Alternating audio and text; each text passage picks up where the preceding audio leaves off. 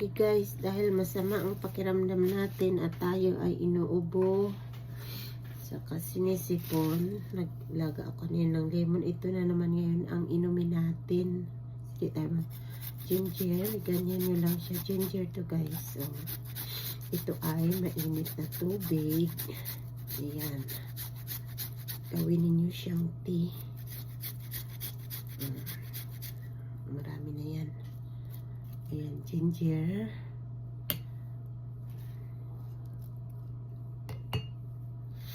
Yun na siya guys. Tapos, lagyan nyo siya ng, kung may cinnamon stick kayo or konti lang ilagay nyo, half teaspoon lang cinnamon powder. Ayan. Marami akong cinnamon.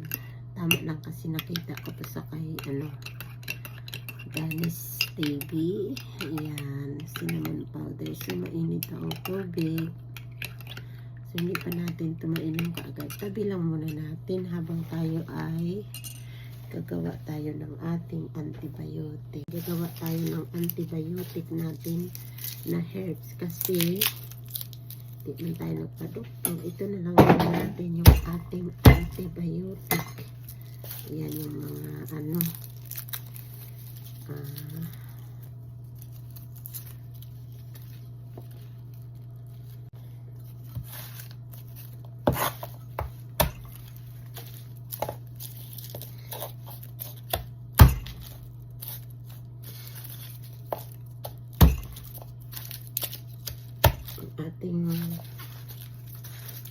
yun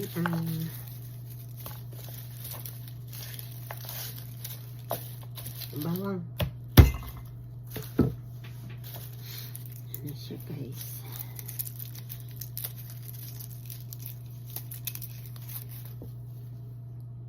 Ito na guys ang aking gagawin na antibiotic.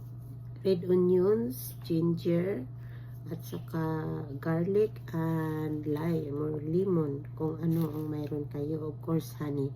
So ilagay natin dito, ito yung aking empty bottle ng honey.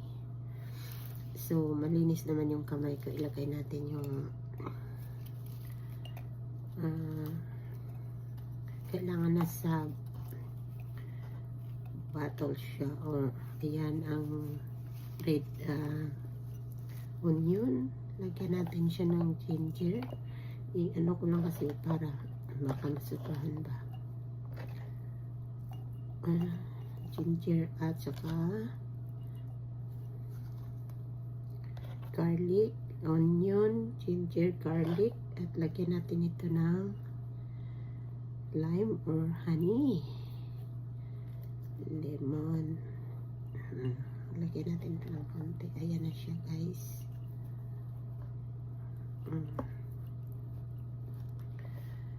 Mukhang marami. Tapos, ayan na siya. Onion, ginger, garlic, lemon. Ayan ang ating gawing antibiotic natin. At ngayon ay lagyan na natin siya ng honey. Ito pure honey to guys. Ayan. Ilagay natin yung honey hanggang maabot niya yung ating nilagay. Diba? Pure honey man to.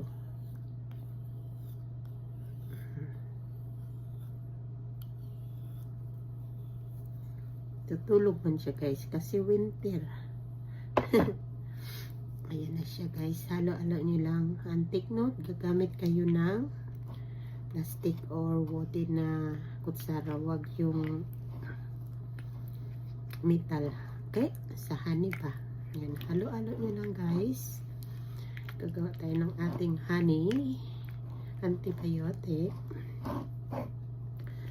So, hindi pa siya umabot hanggang baba.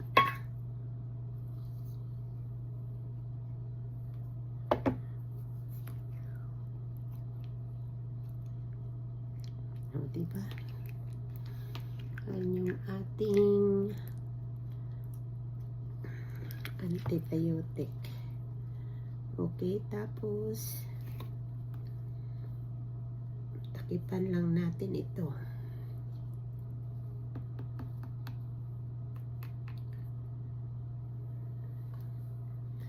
Ayan, takipan lang natin ito at itago. 3 days, pwede na siyang inumin. Ito ay magiging tubig. Ito yung malapot na to. Okay?